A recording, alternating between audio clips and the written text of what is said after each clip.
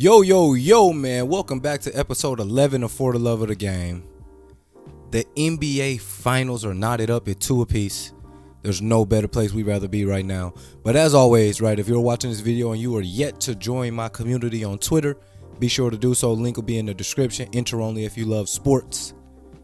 But let's get into Game 3 of the Finals. What I took away from Game 3 of the Finals. Steph Curry is him. Draymond, where are you? Great adjustment by Steve Kerr. And Jason Tatum, where are you? All that next. All right, briefly, first things first, Steph Curry is him, right? Golden State could have easily been swept in this series without Steph. Draymond, he doesn't score, but he's not doing what Draymond does. Clay isn't looking like Clay. The shades of Jordan Poole, you got rounds 1 through 3. They're not exactly there. The only other guy who's really helped out and stepped up and provided for Steph was Andrew Wiggins, right? So without Steph's heroics, he had 34, 29, 31. Just in game 4, he had 43. So without Steph, who knows where these Warriors would be? But on that same tip, you know what I mean? On the same token, give credit to the role players, right? So Steph had his 43. In the box score, wasn't a lot of help. There wasn't I think the next guys, they had 17 or 18, which could have been like Clay, because Wiggs had 7. Yeah, so Wiggs had 17, Clay probably had 18. But those were the next leading scorers after Steph's 43. But this the thing. You factor in Kevon Looney, 6 points, 11 rebounds off the bench. He didn't get the start. That was an observation I made when I seen it, that Boston was playing, I don't even want to call it big ball. They were just playing normal basketball, right? But they run with Robert Williams, Al Horford, or Grant Williams on the floor at all times. I said that in my last video. So they always have a paint presence, a guy, on the glass. And the Warriors like to run small. Their offense is based on spacing, right? They operate and maneuver off of space. So Kevon Looney wasn't getting much minutes. But I was thinking, after you seen the rebound discrepancy of Game 3, that they have to come back Game 4 and make an assertive effort on the glass. So Kevon Looney, 6 points, 11 rebounds. Andrew Wiggins, 17 points, 16 rebounds. Steph Curry, he had that 43, but he had 10 rebounds. So you could see Game 3, they were out-rebound and bullied all day, right? The whole game. I think it was 15 plus on the boards for Boston in Game 3. Game 4, they come out. Kevon Looney has 11 boards. Andrew Wiggins has 16 boards. And Steph Curry has 10 boards. So, I mean, just a great time for the role players. Jordan Poole, although he had 14 and then he had 1, he didn't contribute really anywhere else as far as playmaking and maybe rebounding or steals. But that 14, he hit 2 back-to-back threes at one point. Celtics were in the middle of a run. In that fourth, he hit a couple middies. He got to the basket. Did a nice move on Robert Williams. So, I mean, overall, what you got from Steph, right, and then what you got from Golden State's role players were, they were enough. You know what I mean? Draymond, I don't know if let me not go there yet. Let me not go there. I'm not just ready to get on Draymond yet. But if Steph did not have 43, okay, we are looking at Boston being up 3-1 because it took every one of Steph's 43 points to be able to get his team over the hump, right? Because like I said, you got 18 from Clay, but he was 4 for 10 from the 3. I've already said in my previous videos that how they're going to make it tough on Clay, how he's not going to be able to get the shots that he normally gets against this Boston Celtics defense. He hit a big one in the fourth, though. A big 3 over Robert Williams, where you go 4 for 10, but you hit the one that matters. We're not talking about that. We're talking about the fact that you had 18 points and you hit a big-time 3 in the fourth quarter.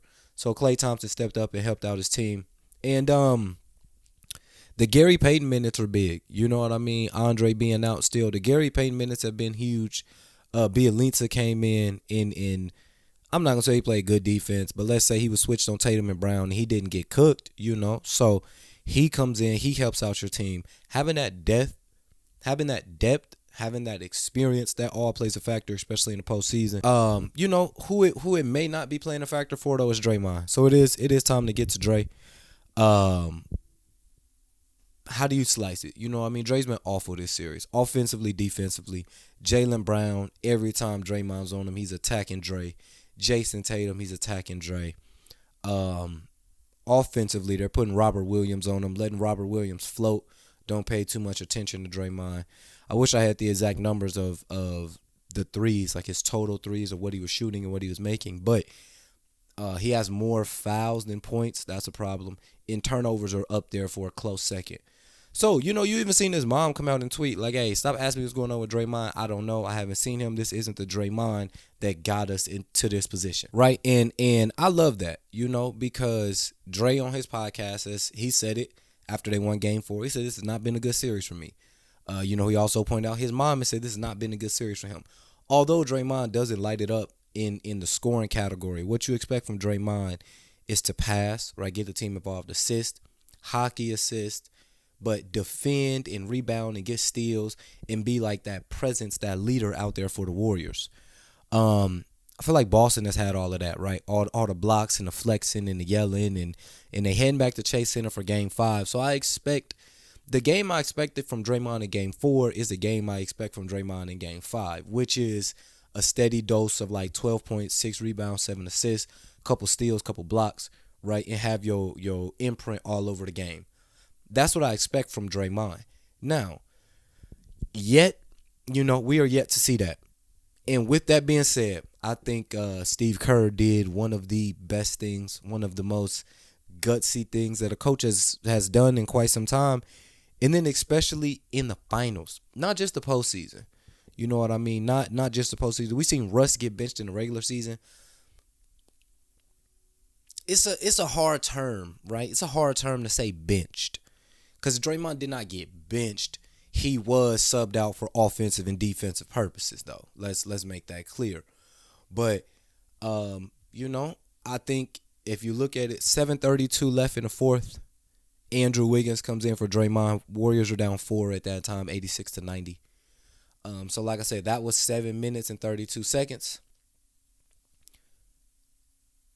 At 3:21, it was somewhere between there, Draymond came in. At 3 minutes and 21 seconds, though, is when Jordan Poole checked in for Draymond. And with 3 minutes, they started subbing offense for defense. Right? So, you need Jordan Poole on the offensive end. You could live without him on the defensive end for sure. But offensively, he's so much more valuable than Draymond. And they had Kevon Looney. And Klay Thompson ended up playing some big defensive minutes. So, although it requires more timeouts, maybe a take foul here or there, offense and defense helped out tremendously for them. Because from 7:32 to basically the end of the game, Draymond was in spot minutes. But, Pat Bev tweeted it. He said that was awesome. That was brilliant coaching by Steve Kerr. But that takes guts, you know what I mean? To sub out your guy who is like your glue guy, right? He ignites the fire. He's a guy who toes the line a lot, right? He's on the edge. But a guy who's had his imprint on you guys making it to the finals. A guy who's had his imprint on y'all getting to the finals this season. He's gotten to the finals and hasn't been able to play his best brand of basketball. So, essentially, looking at it from going down 3-1 to being tied 2-2, a make or break game in this series. And Steve Kerr says, hey, I know what you can do. But more ways you're not doing that for us right now, and it's all love. But Jordan Poole and Andrew Wiggins need to be out here on this floor. It happened to Marcus Smart. A similar thing might have been game 1 or game 3. I'm not sure, but with Peyton Pritchard, right? Peyton Pritchard played majority of that fourth quarter. Marcus Smart came in with like 3 minutes left. I think that was maybe like game 3 of the finals. Maybe like game 3. I'm not sure. But that's what I'm saying. So, tremendous adjustments by Steve Kerr. I don't know exactly what happened, but I'm also going to tip my hat to Draymond because you don't know how he felt about it. What I'm going to guess is that he was empowering teammates. He was, taking that whatever helps the team the most. I'll do that. But then he got in and he got a big offensive rebound, right? He came in, he got a big offensive rebound. He got an assist to Kevon Looney. Now, although eyes weren't anywhere looking towards the basket, right? Confidence is shot maybe on the road, big game. But he came in, and that's what I'm saying. He got a board, so to stay locked in. And he came in defensively, but offensively they didn't need him. And from about 7 minutes left in the fourth quarter, for him to just not shut down all the way and be like, no, I deserve to be out here. I'm a reason why we're here. For him to just look and be like, hey, I ain't played my best brand of basketball. This is a make or break game for the season, and we need to do what's best for the team. So shout out Steve Kerr for the adjustment. Shout out Dre for taking the adjustments, staying locked in, getting the offensive rebound when he came back. But now on to the guy. Let's save him for last before we touch on Boston. But the guy, Steph Curry, 43, right? He's averaging 34 in the series. And I said it in my last video. He is a superstar. He is LeBron James like. He is Kawhi Leonard like. He is Michael Jordan like. Meaning, he can carry his team to a championship. He hasn't had to do it, right? 15, Kyrie, K-Love go down. He doesn't even play his best. Andre Iguodala gets it. The following year, they lose a 3-1 tough loss, right? But he didn't do it. After that, KD comes to the squad. They go back to back. But you're not necessarily having to wheel your team to a championship. See, Bron wheeled his teams to a championship or wheeled his team to the finals, right? Countless times. Kawhi Leonard that year in Toronto wheeled the Raptors to a championship with the supporting cast, of course, but that main guy is being great and being that main guy. Stephen Curry is in that role right now. I don't know how many times I got to touch on it, but the next three guys in the pecking order, after Steph, Draymond, Jordan Poole, Klay Thompson have not been there. They have not showed up and been any kind of glimpse of themselves. I've already said that the pecking order needs to change and Wiggs or Jordan Poole need to be that second option instead of Klay. But either way, he hasn't had that help, and Steph is out there every single night. I mentioned the numbers. He had 34, 29, 31, and now in a must-win, he had 43. So, he's clicking on all cylinders. He's a great shooter, but I always say people underestimate the way he finishes at the rim. His handle and then the way he can finish at the rim are like the two deadliest things that come back to the shot. Because really he could blow by you and throw that floater up. Now, you can't throw that floater up a lot on Robert Williams, but you could throw that floater up, right? Or he can get through and dump. But a lot of times when he's driving, that's what creates the step backs and the pullbacks and side steps and all kind of crazy circuit shots. He hit a couple threes that could have been 4-point plays. Might have touched 50. But yeah, the 10 rebounds, 4 assists, I've already mentioned that. There was an emphasis on rebounding. Steph Curry being a vet, being a leader. He's not only going to show you how much you want to win, as you seen him screaming into the crowd in the first quarter after that deep three over Al Horford. He's also going to say, okay, we lost the rebound battle. Coach said we need to make an assertive effort on the glass tonight. I'm going to come out and not only give us 43, because that's what I do, I'm going to grab these 10 rebounds to make sure, it puts us in position to win. So Steph is on that. Steph is in an unbelievable mode right now. The best player in the playoffs. If not the best point guard already, getting real close to the best point guard ever. And hey, 2-2. That's where the Warriors want to be. Now let's flip to the Boston Celtics, right? Because I have an observation about the Boston Celtics, right? So, game 1, they're not perfect, but they stay with it. They fight hard, right? Game 3, they're perfect. They're excellent, dominating fashion. This is my problem here. When you got a 1-0 lead, when you have a 2-1 lead, and you have a chance to put them away, where are y'all? Game 2, Jaylen Brown or Jason Tatum didn't necessarily play great. Game 4, Jason Tatum or Jaylen Brown didn't necessarily play great. So it's good that y'all play great when y'all are ahead, but when y'all have a chance to really take a vice grip on the series and really, put yourself in the driver's seat of this series, especially the NBA Finals, they're nowhere to be found. And more specifically, not only the whole team, but Jason Tatum, right? I gave Jason Tatum some slack games 1 through 3 because I'm like, he's not shooting well, but he's playing well, and he's leaving his imprint on the game. Now, when you have a 2-1 series lead, okay, over the Golden State Warriors with a chance to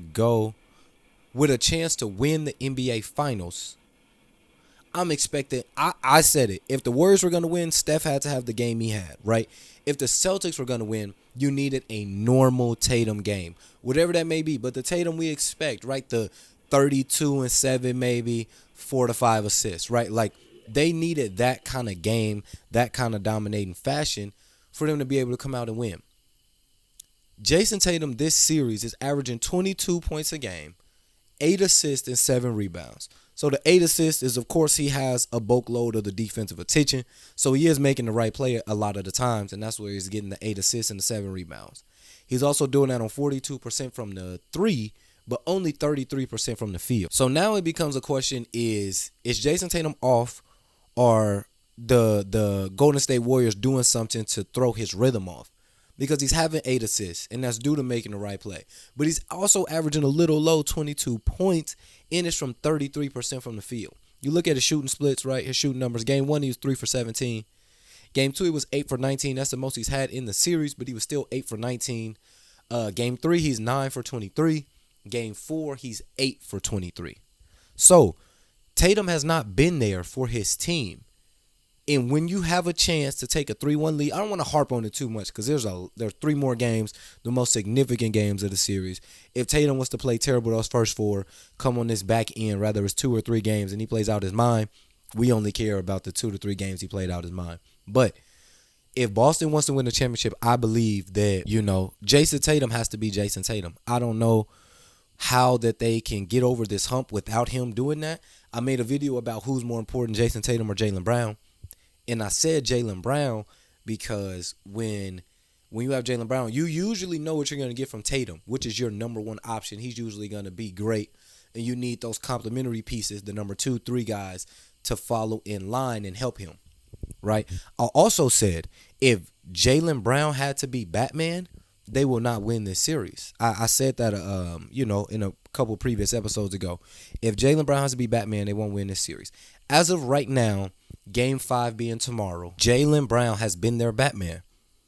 And it's got them at a dead tie, 2-2 with JB being your Batman. I'm not against it, but if they want to go over that hump, win 2 out of these next 3 games, Tatum has to be Tatum. And also, if you're a Celtics fan, you got to look at his shooting splits and see that he hasn't even had a good game yet, right? He hasn't had that signature Jason Tatum game yet. I thought it was game 4. He was hitting some shots early, got away from him, the defense, whatever. We'll get to like the last 4 minutes of the game too with the shot selection and everything. But, looking at it from a Celtics point of view, Celtics fan point of view, you're tied up 2-2, and Tatum hasn't even been Jason Tatum. Now, there's 2 questions, right? Will he ever be Jason Tatum, like in these next 3 games? And can you live with Jaylen Brown taking the driver's seat? Because Jaylen Brown, on very similar numbers, right, is averaging 22 points a game, 4 assists a game, 7 rebounds a game, 35% from the 3, and 44% from the field, right? So Jaylen Brown is outplaying Tatum, and it's not a competition. That's not how I'm wording it, but it does need to be a 50-50 split, right? It doesn't need to be, I'm doing more than you. Where you at? No. But it does need to be Batman, Robin, 1A, 1B. Instead, it's about 70-30 Jaylen Brown carrying the weight for Jason Tatum. And Tatum got to bounce back. You know what I mean? Jaylen Brown is doing exactly what he's supposed to do. 22, 4 assists, 7 rebounds are the exact numbers you should get from your second option. Those are the exact numbers that you're looking for, the exact numbers that you would get from your second option. So he's fine. But having very similar numbers from Tatum being your first option when he should at least have about 5 to 6 points more, they're tied up on the points, same rebounds. Tatum has more assists than him. Boston's fine, but Tatum got to be Tatum. That's my main thing. He has to do better. The bright side for Boston is that they're 6-0 after a loss in this postseason. So they can rely on that. And also, they're role players for a reason, but you would like your role players to be a little more consistent. Ideally, you would like Jaylen Brown to keep doing what he's doing, being that first option, being aggressive, attacking the rim. And if Tatum continues to struggle, you would like for whatever he gives you as a plus, but you would like for Marcus Smart, Derek White, Al Horford, Grant Williams, Robert Williams to make a substantial enough impact that can kind of fill in the void for Tatum, right? Problem is, in the 2 losses they have, going back to my original point about Boston, is in the games they won, their role players are great. In the games they lost, the games they need, you need all your role players, credit it to Golden State or just, Boston. Maybe their guys aren't ready yet. I'm not sure what you want to credit it to, but in games 2 and 4, when you absolutely need a dub, Your role players ain't exactly been there. Jason Tatum ain't exactly been there. You're one consistent. You're two thoroughly consistent players. I guess you could throw Al Horford in there too. He's a vet. He knows, the ebbs and flows of a game. But Jaylen Brown and Robert Williams, right? Game 4, Robert Williams. What do you say? I think he has 7 points, 12 rebounds, 4 assists, 2 blocks, and a steal. So imagine getting all those numbers I just said, all that production, and like I said in my previous video, a guy you don't run plays for, a guy who protects the rim, he catches lobs, right? He makes defenders run in there and kick it out, run in there or pass it back.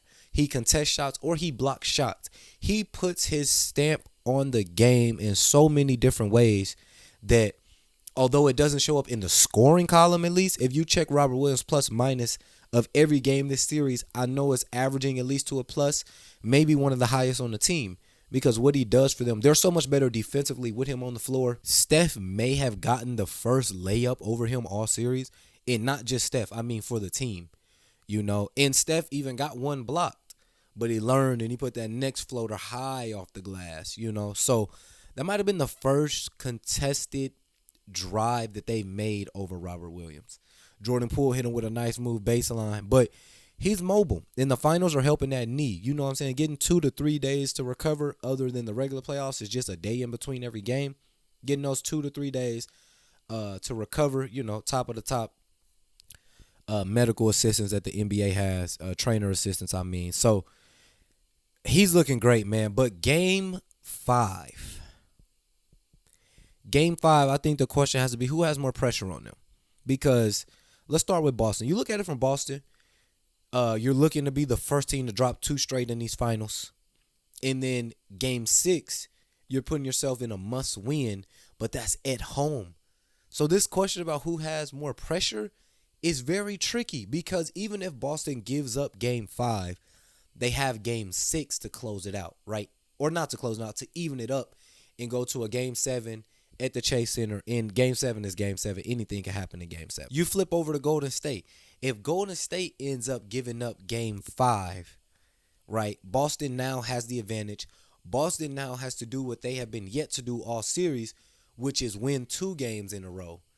But it'll be at TD Garden. And if Boston was to win Game 5, lose Game 6, now you go to a Game 7 at the Chase Center where anything can happen. So, ironically, the Warriors have more pressure in this situation because the Warriors are going home, right? They've already relinquished home court once. When you have the advantage now to be able to win this one, the way I looked at it was if Boston won Game 4, Boston would have won in 6 because Golden State would have won Game 5 at home. Boston would have closed it out in TD Garden. I knew if Golden State won Game 4, this would go 7 because I have Golden State winning at Chase Center in Game 5. I have Boston winning at TD Garden in Game 6. Game 7 is a toss-up. But as I say every video, my original prediction was Warriors in 7. So, I don't know. But who has more pressure? I got to go Golden State, like I was saying earlier, because they have a chance to take a 3-2 series lead at Chase Center at home and then put all the pressure on Boston going back to TD Garden and having to win that game in Game 6. I told you that a couple of the Warriors players related this to 2015 finals against LeBron, but I said there was no Kevin Love or no Kyrie Irving. But they related to that because it was 2-1 series and they ended up winning those finals on the road. Right, so they ended up tying the series Game 4. They ended up going back home Game 5, winning. Then they went to Quicken Loans Game 6, and they won that one on the road. So they compared it to that a lot. But the Celtics have pressure because if they lose Game 5, now Game 6 is a must-win. And yes, they're at home, but that happened against Miami. They had a chance to end the series at TD Garden. Game 6, Jimmy Butler went for, 45 or whatever he did. And then that series got pushed back to Miami for Game 7. So although I said the Celtics haven't been able to end the series and take firm advantage of a series, I do just mean this series, right, in the NBA Finals. Because they did beat Milwaukee in a Game 7. It was at Boston. But they beat Miami in a Game 7. It was at Miami. They're going to have a tough road, man, to do 3 Game 7s, 2 of them which were on the road. Mark my words right now. If the Celtics go on to win the championship, we already got to talk about them having the hardest road. I mentioned that, right? You play Kyrie and KD on the Nets. You then play the defending champions in the Milwaukee Bucks. And although they didn't have Chris Middleton, they still had Giannis, who was a force, Drew Middleton, Brook Lopez. That goes 7. Then you play the number 1 seeded Miami Heat. That goes 7. Then you play the Golden State Warriors, which is going 6 or 7. And if it goes 7 and they win 2 Game 7s on the road, 1 at home, and it all leads to an NBA championship, they've had one of the hardest roads in NBA history. But the most pressure for the last time, Golden State, because then you got to walk into a must-win Game 6. But these finals have been everything we asked for. Have these been the best finals we've seen in recent years, from offense to defense to superstars to whatever it may be, great games, you know what I mean, historic runs, great third quarters, great fourth quarters?